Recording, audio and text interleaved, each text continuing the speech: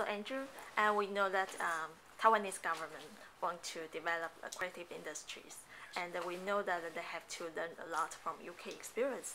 So from your point of view, what would you advise them to learn from the UK experiences? Okay. In terms of the UK, one of our biggest learning points over the last 5 to 10 years has been how, on the one hand, creative industries are very different to other business sectors, but on the other, they operate along very similar lines. In particular, creative businesses require specialist support and assistance in areas where their management and leadership skills are not as developed as other businesses. So they can often require advice and support in terms of business development, in terms of growing supply chains and how they operate in the market.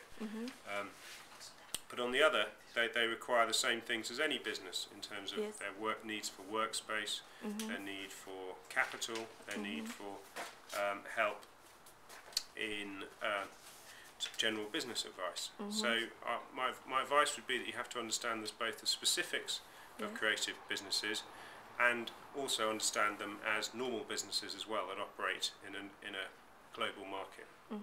And we know that the creative industry is a very broad concept.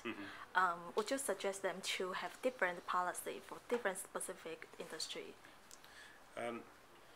Yes, one needs to consider all the creative industries on their own merits of each sector. Each sector does have a differing set of needs. However, increasingly today we find, due to technology and due to changes in business models, that the sectors are converging.